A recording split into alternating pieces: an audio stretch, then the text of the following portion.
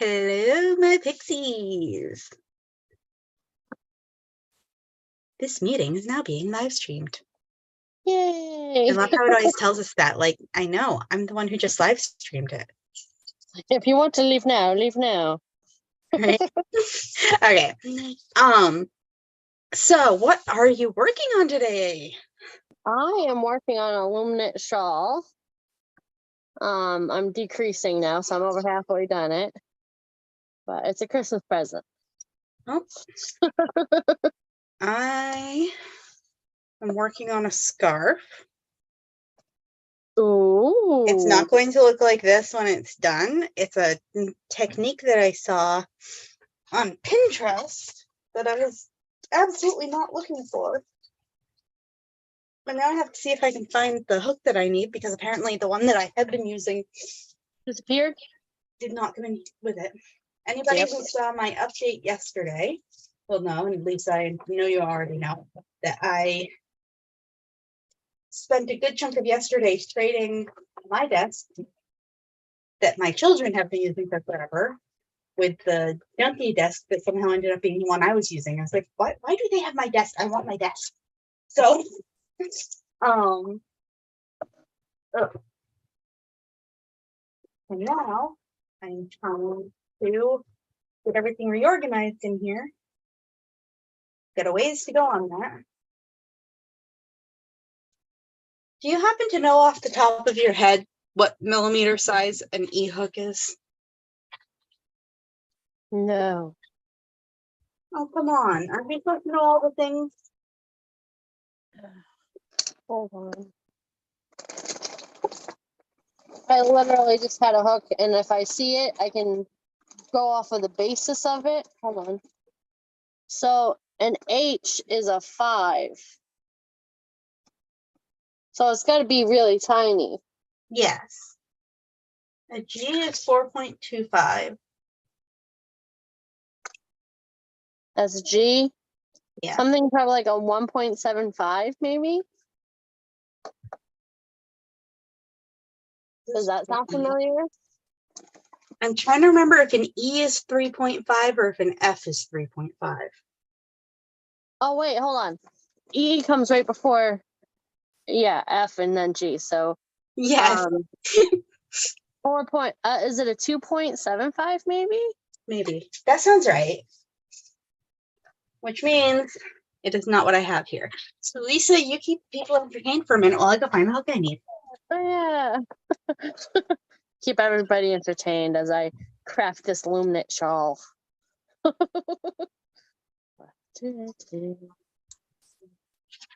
don't know. I can talk about how complicated it was to find this pattern, because it was very complicated. I lost the one copy I had of this pattern, and the book that it's from is discontinued. And the creator passed away last year. So, and everywhere I look, it's got pictures, but no directions on how to make this pattern. So I had to go. I have some references because my mom has one that I made years ago, but basically I had to take multiple different ones, then plus multiple different types of Luminate shawls, plus my memory, and kind of piece together what it was so I could remember. And voila, we've got the now recreated Luminate shawl. But it took a lot of work. I'm back. Hi. Okay, so I was starting to say, there's this technique that I saw on Pinterest that you make the stripes going one way. And of course, I'm me. You know, it was done with 2 colors, and I immediately went, I wonder if I can do that with 3 colors, and started that with my first attempt at this. But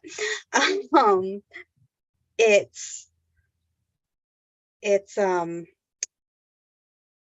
basically like you make the stripes a set width, and then and you make it with like a double crochet with the chain 1 in between, and then you take strands of that same yarn and you put it through like weave it through the opposite direction.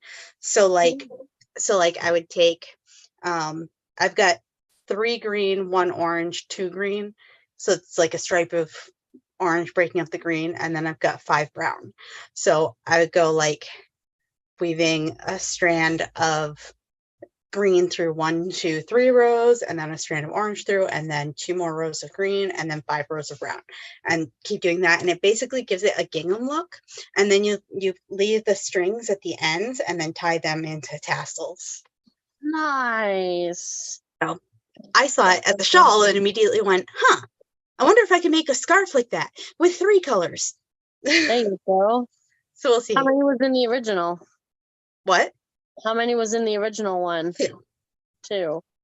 2 So colors and in a shawl. Up in the difficulty and colors. Nice. In other words, Caroline's working on it. Ooh. I mean, So, I don't think that a scarf is more difficult than colors than the, I mean, than a shawl.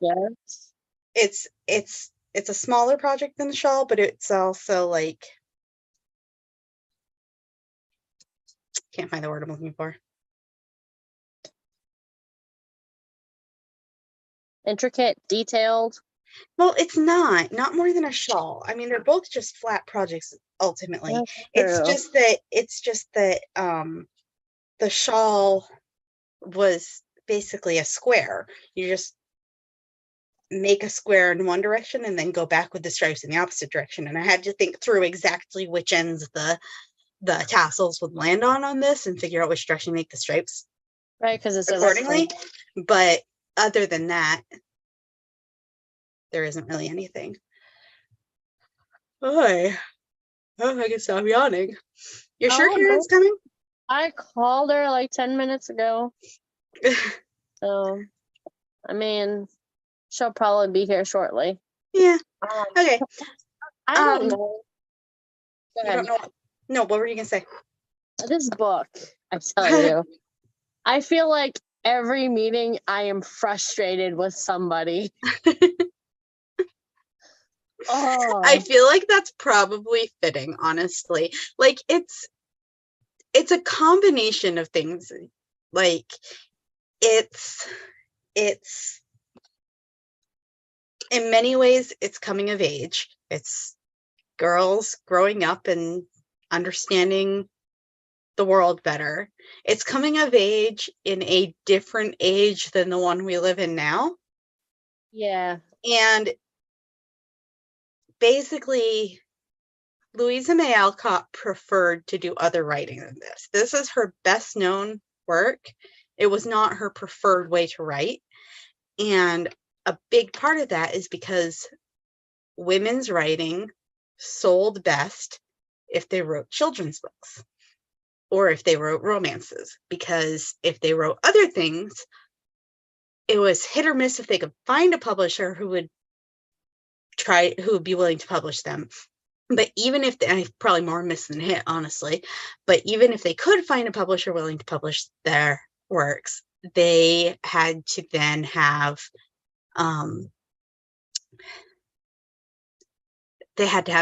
people willing to buy it too.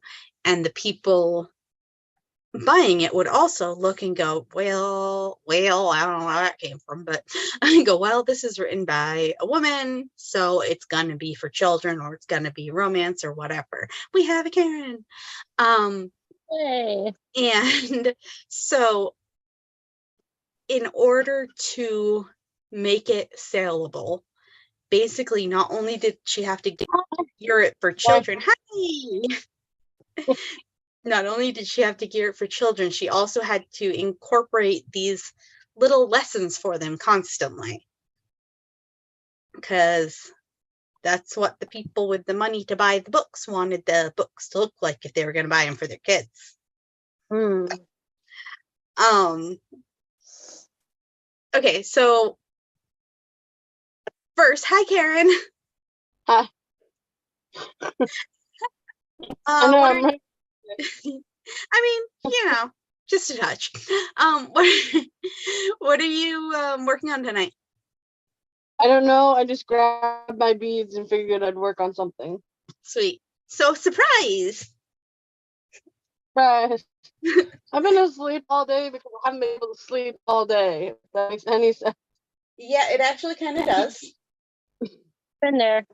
I have not finished reorganizing my stuff here that wasn't properly organized in the first place, so I'm trying to figure out where I set my scissors. Yeah, I have to find my needles, so move my cup of coffee before I knock it off. Yeah, don't knock the coffee off. Oh my gosh. Oy. I wish it set up like a counter for how many times I yawn in any given session. I'm not looking at the screen because it's contagious. Nope. Okay, so oh my gosh. Wow. Yeah, I haven't been sleeping well either, just to be clear.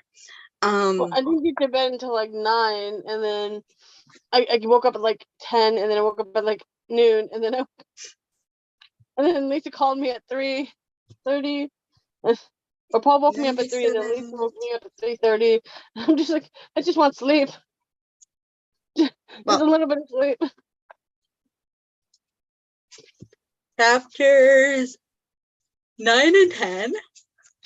9 was significantly long. longer of the two. Very long.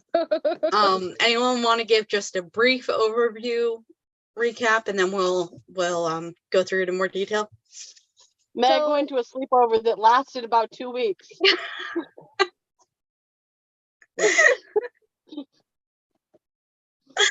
make that sound like it was unplanned. She went to visit a family for 2 weeks. It was a social retreat. What'd you say? That's what I felt. I felt like it was a social retreat. Like That's she went to actually, go stay with this high society family. Pretty much. So. And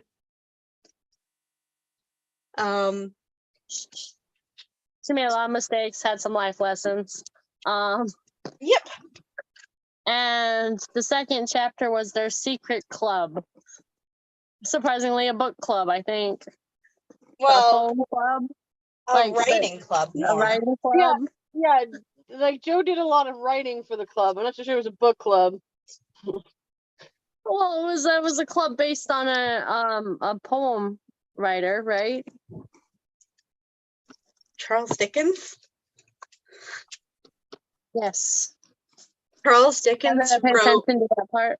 Oliver Twist and Great Expectations and A Christmas Carol. Yeah, that one. Yes, I was trying to say that one, but then the actual I was like, and Scrooge. Poems, what? They said something about poems, though.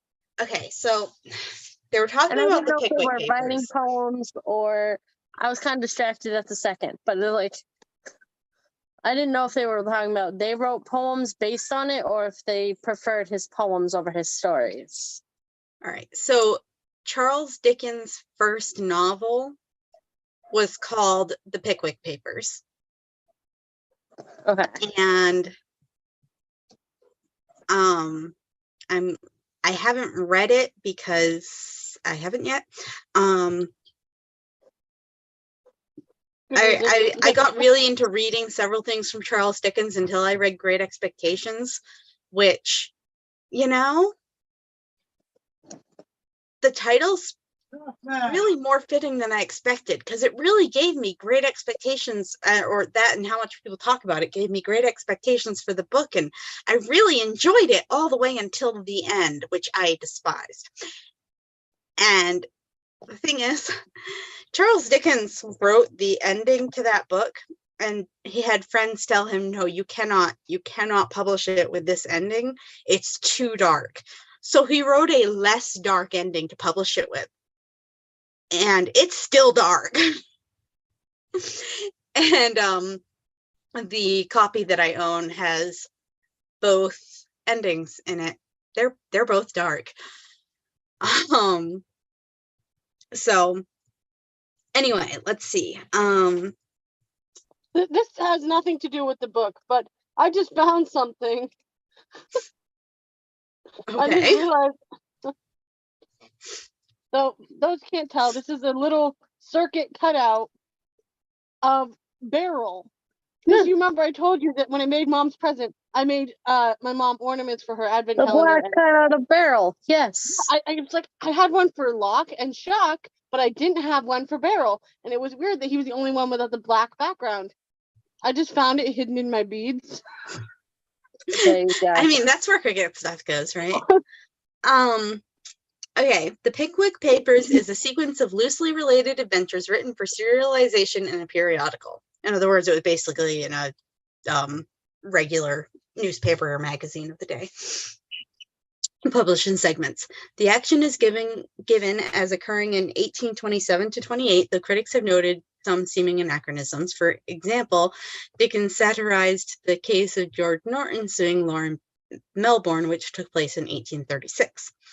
The novel's protagonist, Samuel Pickwick, Esquire, is a kind and wealthy old gentleman, the founder and perpetual president of the Pickwick Club.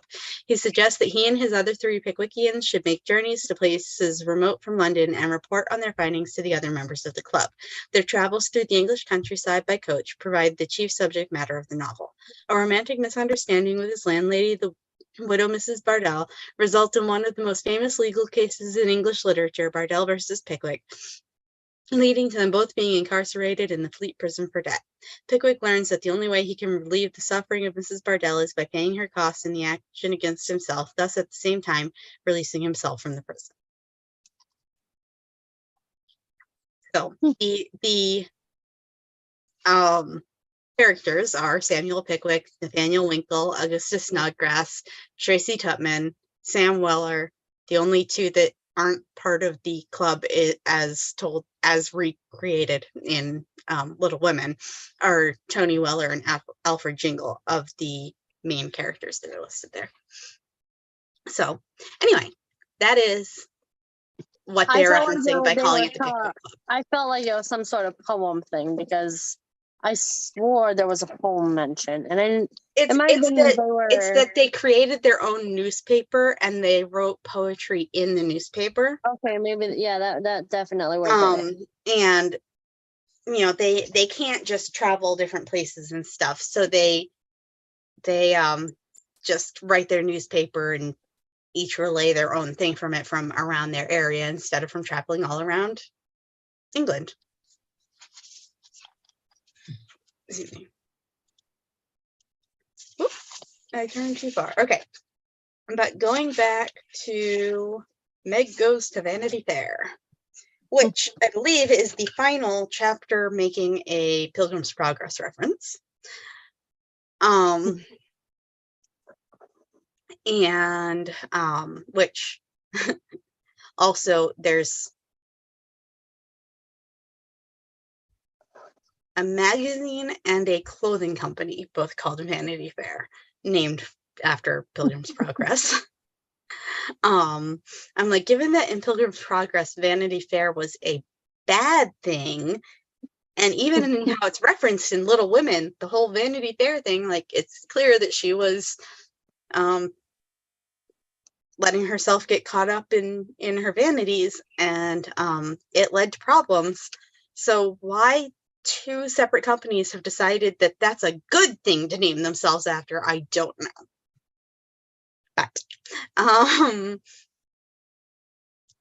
yeah, so Meg was going, I like how in the beginning of the chapter, as it has them all packing, we've watched Meg and Joe go to a party before. A party, go to an opera.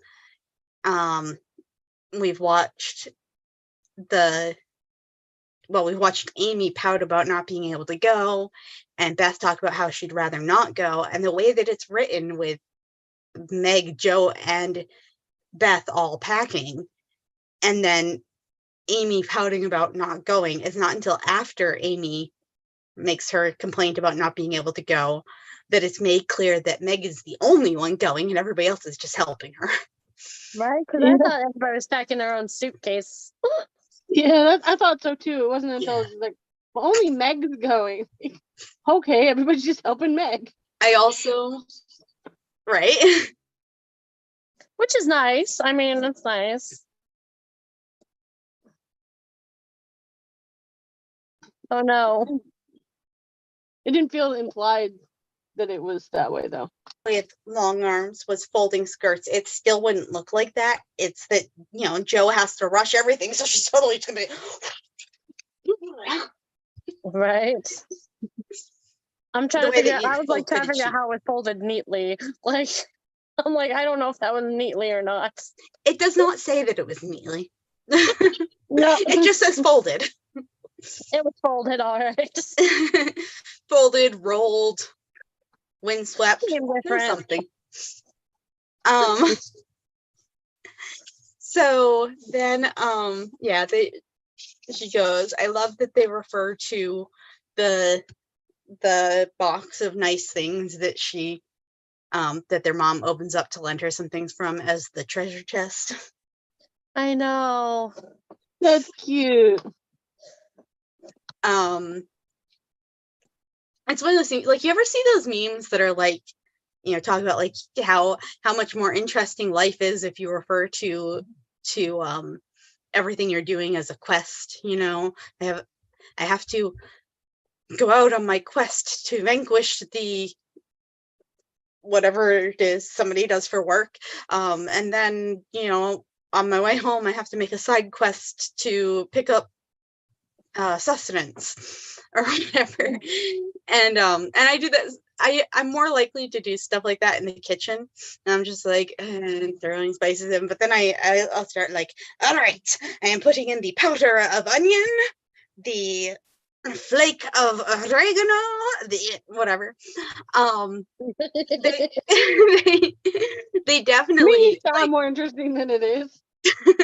the March family is very much like that. They have, instead of a jewelry box, they have a treasure chest, and instead of going out, to meet the neighbor boy, it's this grand quest. And I mean, even later, in the next chapter where Laurie helps them with the mailbox, you get the mailbox set up between them, like they live right next door to each other, but they have to set up this mailbox to pass things back and forth constantly, and then find things to pass But I back feel and like forth there's a big constantly. yard between their houses. I don't know if that's true or not, but I feel like there's a big yard.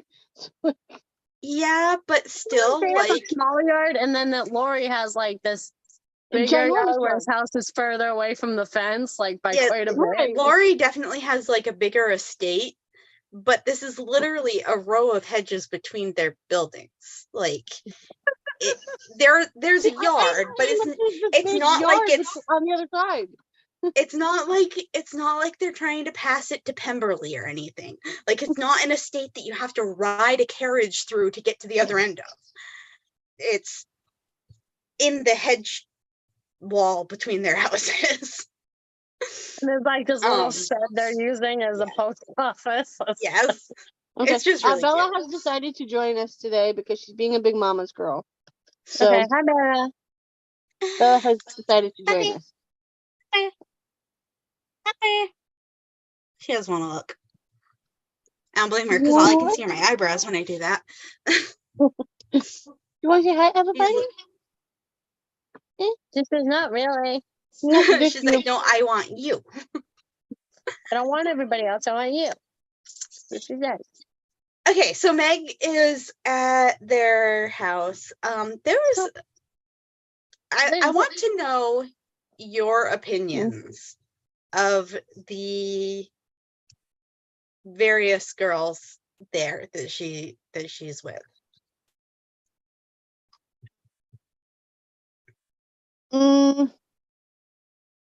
Like, I do think you they're think very stuck up and snotty, honestly. Most Um, of them think, oh, she's a charity case. Like, oh, see, Sally, I get it. I feel like Sally's a little self-absorbed, but good intentioned. based on like, Meg compares herself a lot to Sally at the beginning of the book, but at the beginning of the chapter. But then, like, when she's all dolled up, Sally is doing her best to not put her jealous emotions forward. But Sally's she is doing her trying best. to not be jealous. She's Right, not just exactly. like So- being jealous, So I which think she's is a little self-absorbed. She likes what she has, and she likes having the best. But she also isn't gonna. I don't feel like Sally's the kind of person that puts someone else down for also doing the same yeah. and coming out a little on top. Like Okay, I feel can like see that. Sally's like, I have such great things. Oh, you have great things too. Like, Well, in this case, so I don't even think it was that. It was like, and I have all of these things, and then that can make me so pretty, and I can get attention from it. And, oh, you poor child. And, oh, when you get dressed to an equal level with me, you're actually prettier than I am. But yeah, then she's trying not to be jealous about it. So, props for that. I just, I've heard debates. I've seen some different debates in various circles, people discussing this book. And in the 1990, whatever it is, 94 or whatever movie, I think it's still faithfully to the book, still fairly ambiguous, that it's hard to tell if we're dealing with like mean girls or like rich girls who think that, like you said, like they're just a charity case, but they're not really trying to be mean. They're gossiping about her, but they're not really trying to be gossipy It's like their necessarily. heart's in the right place, kind of like. Their heart's in the right place. It's just that I don't know, the analogy I was going to use there got lost. See, like, so my problem was, well, I had several problems, but referencing with the fact that Meg is 17. She is such a teenager. She's like, she is so frustrated that she hears all these things about her dress and her family and how people are talking about her mother behind their backs. And she gets so upset with it. But then, and she even knew that they were going to try and offer her another dress if hers got torn. And this is what gets me, okay? So then the next day, the girl that was gonna offer her a dress starts going on about it, like sending home. She's like, "Oh, it's torn." So it makes me wonder: is it actually torn, or is she being manipulated because she wants to feel pretty? There's nothing wrong with that, but like, I'm wondering, is her dress actually torn? I think it had to have been actually torn, because I think if it wasn't, then she would have used that as an excuse. I think that the fact that it was, and she, like, it pained her to have to be like, if I can mend it up well enough, but I think she had actually torn it. But I also think that when they started talking about that and bringing that stuff up to her, they were deliberately directing the conversation to that end. Yeah. And it never specifies one way or another how it got torn. Now, it's not, I think, uncommon for a dress to have to be torn and mended, to be torn and have to be mended multiple times. Yeah. But that's also not to say that somebody didn't orchestrate something to ensure that it got torn. Right. But I was just like, she knew that they were going to try and manipulate her into trying on a fancier dress, and it was part of what had upset her. And then she goes and she does her side of the manipulation to convince Bella, was it Bella, the older sister there, that yes, she would like a new dress. It started with a B. I can't remember it off the top of my head. I think it was Bella. But like, and I'm just like, it's just it Belle. felt very manipulative on her part, Oh, even Belle, though okay. you also know that they're trying to force her into another dress. So, Well, here, hold on, let me like, they're find trying to that. force her into a dress, and she's trying to manipulate it so that she gets in the other dress. Like, it's a very teenage thing to do. she's stuck.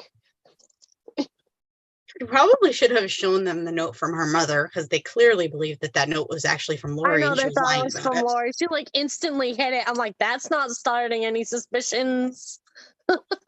Yep. Why do they call her like when it says that they called her Daisy that I figure is just like a pet name, like, oh, our little Daisy here or whatever, but then they just straight out call her Daisy. They don't like Call it her doesn't Megan. sound like a pet And name. then It they sounds start like they calling her think that's her name. doll. Ugh. Like they don't even bother to learn her name, it feels like almost. Like calling her Daisy and Yeah. Doll and I don't know. Maybe it was a thing at the time to have a pet name like that they just fully call her that has absolutely nothing whatsoever to do with her name. I mean, I have friends that I have nicknames like that for, but like either they correlate with their name in some way or there's like an inside joke to where it came from, and that would definitely have to be like, oh, she's such a little Daisy, let's call her Daisy. But like it is very much like treating her like she's a pet. Like I it doesn't sound like a friend nickname. It sounds like a treating her like a pet kind of nickname. I wonder if Louisa actually wrote it that way to kind of show like that while Meg was at this big Vanity Fair thing, that she was kind of a different person. Like she took this time to be a different person, especially when Lori gets there. She even says that she can have a little fun and be a little promiscuous kind of thing. Like not really promiscuous, but you know what I mean? Like she can drink champagne and giggle and flirt and wear a dress that's tight and fitted. So I think it helped create that alternate persona while she was gone by having a different name. It's let me see. So when she says that she's going to be 17 in August and that Lori is closer to Joe's age, which you know, they're like a year and a half apart, but like she's closer to Joe's age than mine. It's like my sister and I were like 15 months apart, and there were so many things growing up that she'd be like, wow, she's too young for that. And like, okay, but when you're only a year apart, that tends to depend on the individual less than on the age. Like when if it was my oldest sister and she and I were 3 years apart, then it made more sense. But for the sister between us, it was very much just she wanted to feel the sense of being older than me.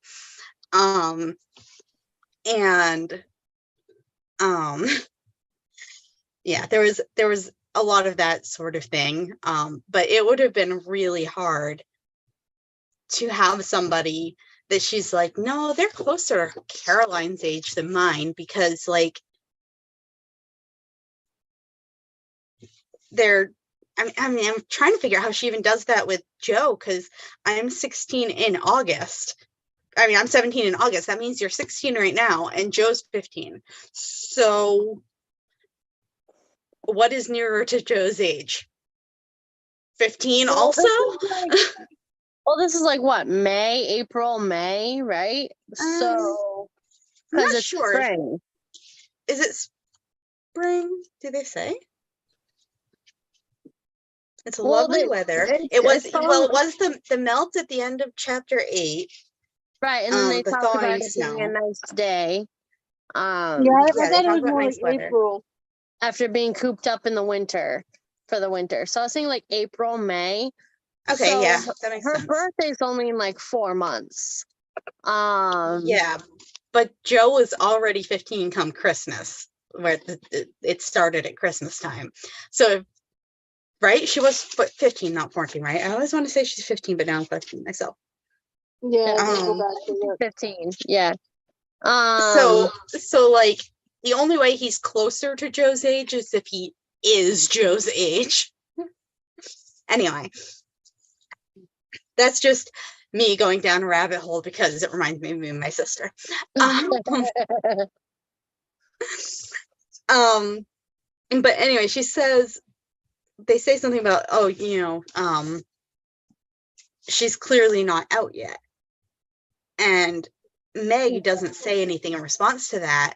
And Meg knows what it means to be out. She's very, very obsessed with the wanting to be part of the upper crust culture that she vaguely remembers and has, I think, idealized nostalgic concepts of. But she knows what that means, but she doesn't say anything one way or the other. Being out isn't really a thing for their family. They're not part of that blue blood culture anymore. But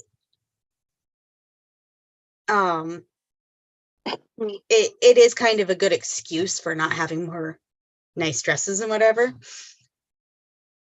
But then it also, like, being out wasn't as big a social thing of, oh my gosh, she can't be talking to people, she's not out yet, as it was in, say, early 1800s in England versus mid 1800s in the United States. But Oh, I thought this was early 1900s. no, it takes place during the Civil War.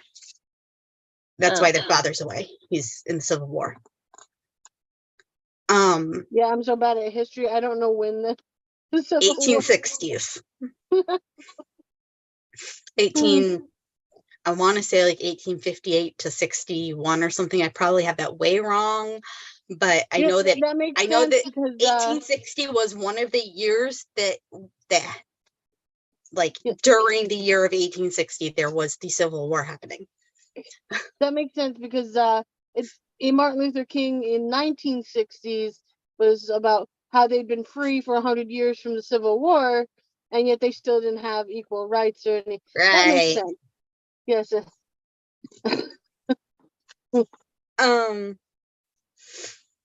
I kept trying to figure out if Hortense is actually French or she's just speaking French because it's the like upper crust. I think it's fancy just the thing. in I think it's thing. the upper crust. That's kind of what I thought, but like I just need to go to Google Translate really fast and find out what a soupçon. I can't pronounce French. I pronounce too many of the letters. See, like, again, though, you just mentioned something that was very pet name-ish, like pettish of them, talking about how she isn't out yet in front of her face. Like, oh, Yeah. she isn't out yet. Like, she's a little pet. Like, she's a little plaything kind of thing because she's the poor girl. She's the, yeah. She is. She's just a fun little doll to dress up and, oh, look, we made her look so pretty and she fits in, and now she's on her way and whatever, not part of this life anymore.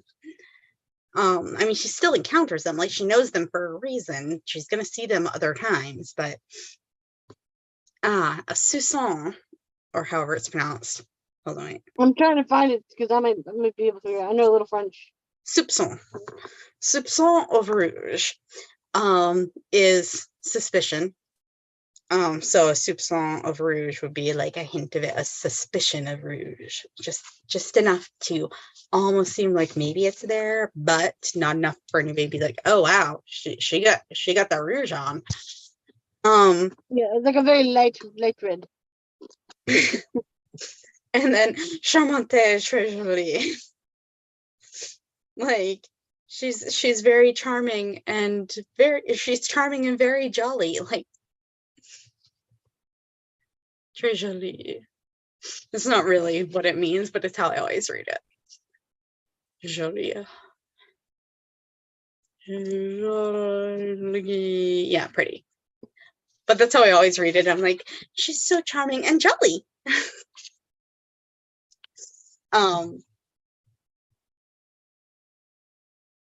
But I do appreciate when they come back up that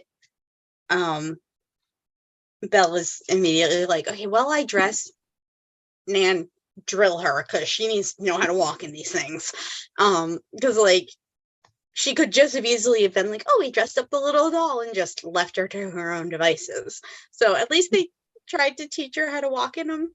It's still very, My Fair Lady, but like there was effort. And Sally was giving her tips like, don't trip on the train. I love. Okay, so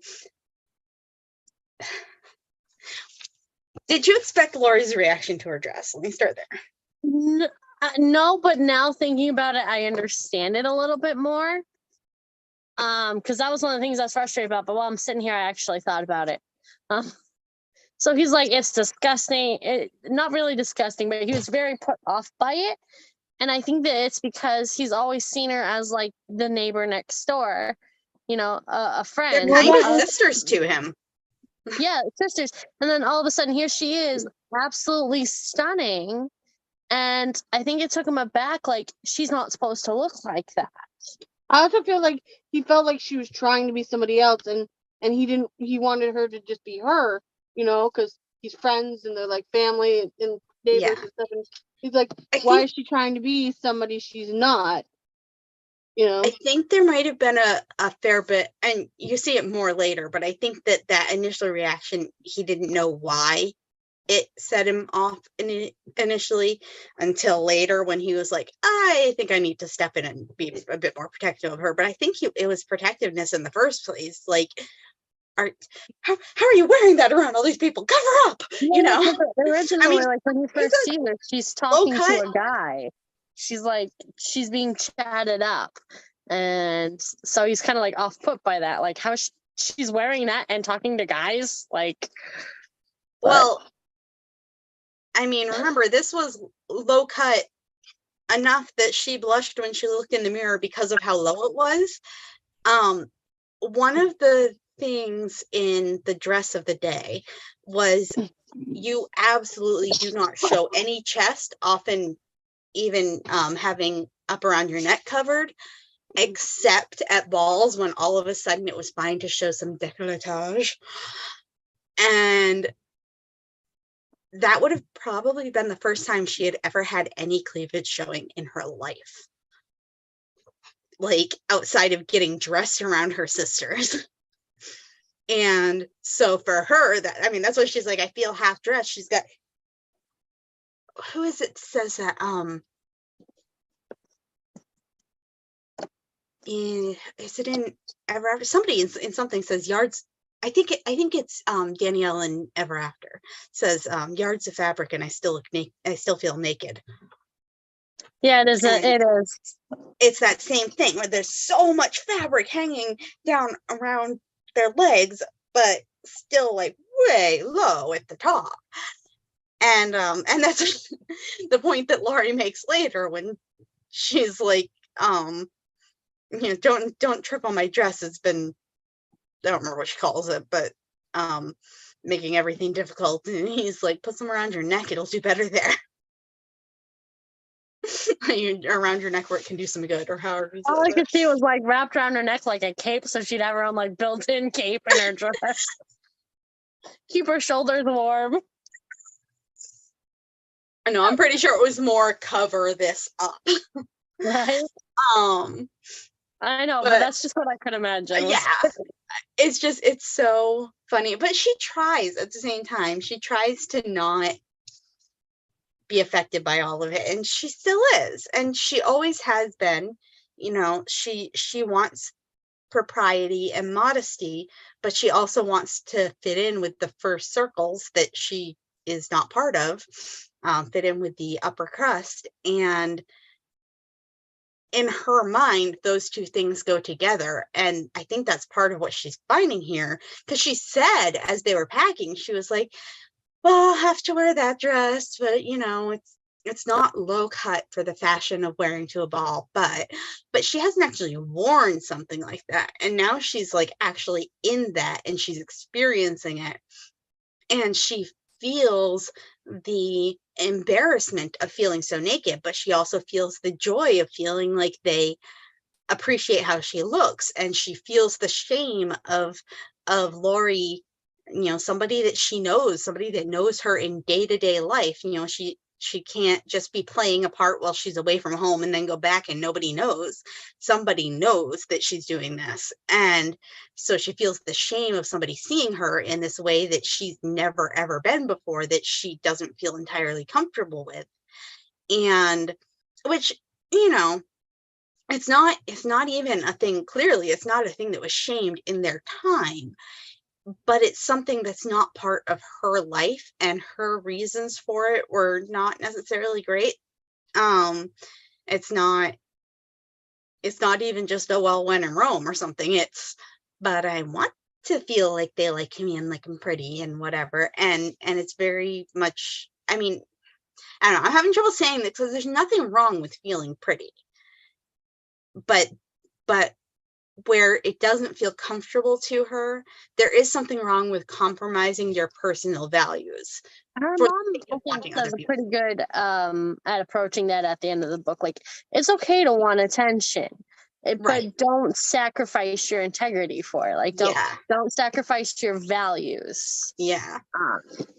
And that's what I meant earlier also when I said that she, for saleability, had to instill these little lessons for little girls and whatever, because that's what people wanted, not because that's what Louisa May Alcott liked writing. So yeah, I think that, you know, that's where, you know, she's talking to Laurie and she's like, oh, this is ridiculous, I feel so ashamed. But then later he's like, oh my gosh, she's flirting with this guy, I need to go be a protective big brother. And he goes over and she's been drinking champagne, and at that point she's like, well, whatever, I'm a doll, I'll do lots of crazy things, and, you know, be back to fine tomorrow. No, she'll be sick all day tomorrow because she's not used to drinking alcohol. Right? I was like, wait, champagne at 17? I was like, really? I mean, there was Different no time. yeah, Different time. but her family didn't. I don't know if her family were fully teetotalers or if they were very limited in what they drank, but it certainly wasn't something she was used to.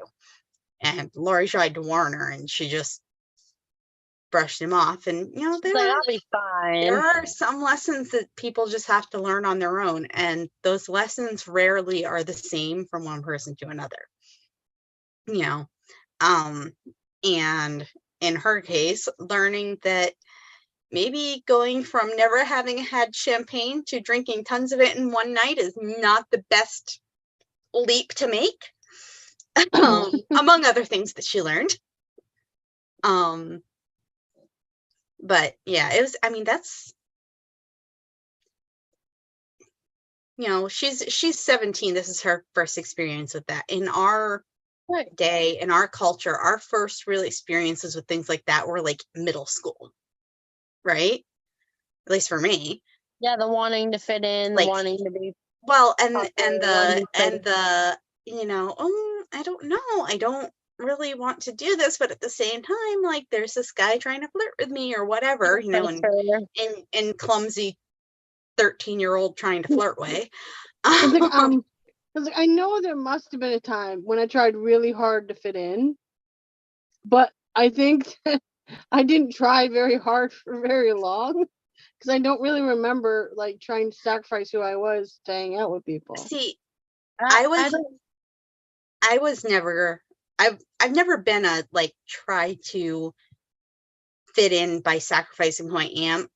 I'm more likely to be you know,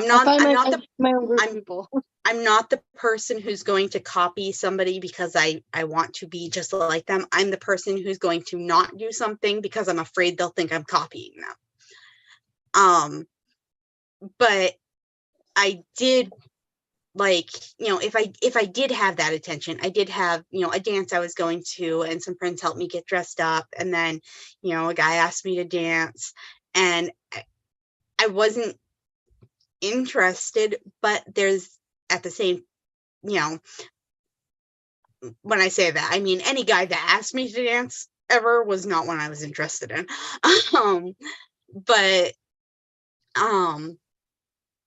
But there's that sense of like, but somebody's paying attention, somebody's interested, and you know, maybe that means that, you know, it gets to your pride, it gets to your vanity, and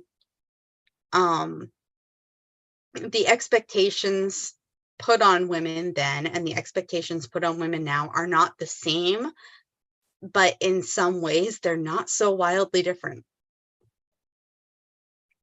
Yeah. I felt that when I was reading the book. I was like, this is still like a moral, something that rings true to this day. Like, you just change a few things about it and it'll fit today's situations. Yep. So like, It's funny. still, she may not have enjoyed writing a moral storybook for children, but like, it really is good moral. She's good at it. Yeah, she's good at it. It's great morals, and the way she writes it is very nice. And I think that when I'm reading it, I gotta remember it that this is a coming of age book. They're gonna make mistakes, because I get so frustrated with them. I do, and I'm like, they're gonna make mistakes. This is part of them. Look. Okay, so this is so weird, but you just reminded me of two different things that I heard in podcasts today, although one of them technically was from an episode of Stephen Colbert last week, but I hadn't gotten to watch the episode, so I was listening to the podcast version. But the first one, not that one, was from Bonnets at Dawn, which is the one that I listened to that has the two women who talk about female writers from the 18th, 19th, and 20th centuries. And they just finished a read through of Silas Marner. And which is by George Eliot, but George Eliot was really Marianne somebody. I forgot what her actual last name was. Maybe it was Eliot. I don't remember. But George Eliot was her pen name. But at one point toward the end, as they're talking about the difference of like how Silas had treated somebody versus how this other guy had treated somebody, and the various responses and interactions. And they were like, you know what? I just realized that like right here, and we talk about Darcy, and we talk about and she just like named like a bunch of, well, several different like literary males from Jane Austen, from various Brontes, from any of those. And she's like, the thing that they're all really saying is like, the guy that doesn't listen when somebody tells them how they've been wrong and doesn't learn from it and try to change is the one that nobody likes. And the guy that recognizes his faults and realizes that maybe he's wrong and should change something is the one that everybody sympathizes with. They're like, this is what we've been trying to say for centuries, guys. Right. And the other thing that, but it seems pertinent in that, like, that's not what this is per se, but it's that same kind of, there are some things that still go on. There are these things. Don't fall asleep, Karen. Trying not to. I'm trying not to. There are these things that are the way that that things were in the 1700s, are the way that they were in the 1800s, are the way that they were in the 1900s, are the way that they are in the 2000s. And it's almost, oh my gosh, I still can't believe it's almost 2023. Give me another month to try to reconcile myself to that, but I don't think I'll be reconciled to it still. I still feel like it's 2020 in the pandemic. I'm like, this is the 10,000th month of 2020, right? I think so. I remember 2020 every year. Right. I don't want to repeat 2020 me. I'm good there. I don't want to repeat much about 2020. I just kind of want to do over entirely. Let's just erase that, redo it without COVID ever existing. Erase the last 3 years. Just poof. But I don't at the same time. There's a lot that I don't want to have to redo. The 2/3 of my master's being high on that list. God, don't want to have to redo it. And that's like a third of my marriage life too. It's like I'm almost to 10 years. Like, oh yeah, me too. Because we're 10 and a half years now. That's a good chunk of my marriage. Um, Yeah, you married women. not to mention of my children's lives. Um, You Go married back to when they women. were younger. But can I just say, like, when I imagined 32, I did not imagine being, unmarried. I I was gonna mean, say single, but I'm not currently I single. was gonna say But- you're not. Yeah. I was waiting for you to say single so I could jump on. I caught myself. Ugh. She means single in the unmarried taxes aspect. Unmarried sense. Like, I still file my taxes under single. Well, Um, that's yeah. That's um, a line in The Nanny, or he kept like the women didn't want to approach Maxwell when he felt like he was finally ready to start dating again, and she's like, well, you're still wearing your ring, and he's like, well, but it's special, and she's like, sure, but women see it and assume that you're married and back off. They're not, you're trying to flirt with somebody in a bar and they're like, oh, married man, probably not gonna help him cheat on his wife. And he's like, she's like, listen, you file your taxes. What do you check, M or S? And he's like, S? And she's like, exactly. So you told Uncle Sam you're single. Why can't you tell yourself? And he's like, but I want to be an M. And she's like, I want to be an M too, but first we have to go out and make S's of ourselves. that's so right for The Nanny. Okay. So right for The Nanny, probably the closest you will ever hear me come to swearing. Not me. I actually have to watch myself. I swear so bad. What? So not me. I always have to watch myself because I swear so much. I can't remember if I swear or not. Okay. Anyway, so the other thing that I was thinking with that the other podcast thing was rewind. John Krasinski was on Stephen Colbert.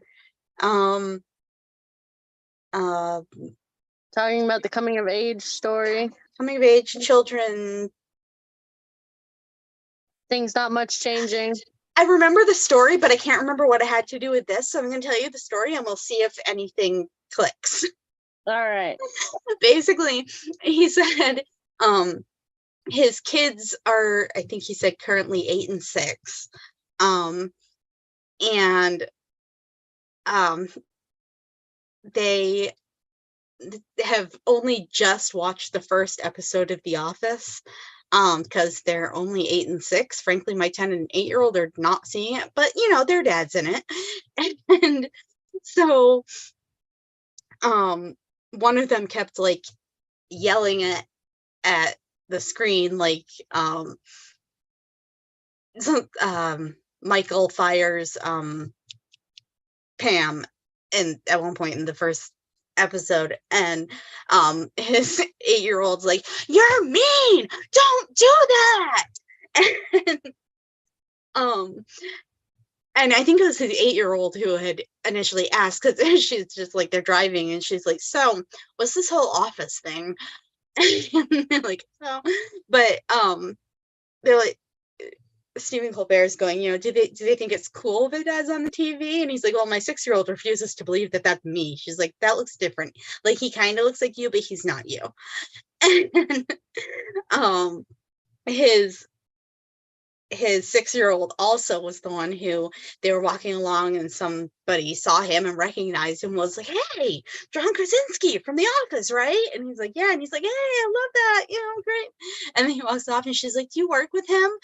And he's like, no. And she's like, why are you lying right now? And he's like, I'm not, I don't work with him. And she's like, he said he knows you from The Office. And he's like, basically like, my wife got a head start with getting to be Mary Poppins. And, so she's the coolest thing. And I think that they think she really did a charitable thing marrying some like accountant or something, because they haven't seen anything that I'm in. And they just think I'm some guy who works in The Office. And so they didn't believe him. But yeah, anyway, there was something in that had to do with yelling at the characters and the way that she was yelling at the characters on the screen, but I cannot remember what the correlation was, but it was funny anyway. It is 8 o'clock and we really haven't gone over chapter 10 much, but there wasn't much more than what little we have mentioned. I like the little joke that Joe played. I'll just quickly in that chapter where she hid Lori in the closet. So Lori heard the whole thing. This is where we go exact opposites. Where Lori was frustrating you in the previous chapter, Joe frustrates me with this. Lori and Joe frustrate me with this, in that it makes all of my internal cringe go, don't just have somebody there eavesdropping on them, getting to hear everything without them knowing. Like, don't do that to people. That's so awful. Yeah, but at the same time, it's so funny. But imagine how bad it would have been if they had. It's my secondhand embarrassment thing. It's like imagine if they'd been like, no, we really don't want Lori in here. Like, can you imagine listening to that? Like, no, we don't want like you. Him. We don't like him, so he's not good enough for the PC Club. So we are past 8 o'clock, and I promised my children that I would be out as immediately as I could. So okay. Next 2 weeks from now, which is, oh my gosh, I don't even want to say this out loud. It's the Tuesday before Christmas. It's the 20th. It's the 20th. I cannot believe it. Is that close to Christmas? Anyway, we'll be reading chapter 11, Experiments, and chapter 12, Camp Lawrence. Dun dun dun. Okay. No.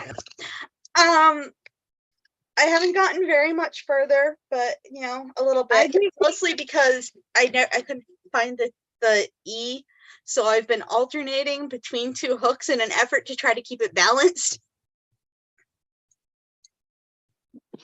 I drew an outline of Beryl from the sticker. I couldn't find a needle, so I couldn't do any beadwork. Lisa froze. She did. She's working on a shawl. She was gonna say something about how much further she got. She'll have to tell us next time, I think. It right now. I think she's working on decreasing it. Yeah, I think that's what she said earlier. So I'm going to end the live stream, and hopefully Lisa will be thawed out sometime before we're starting the next live stream. Hopefully. 2 weeks from now. So bye.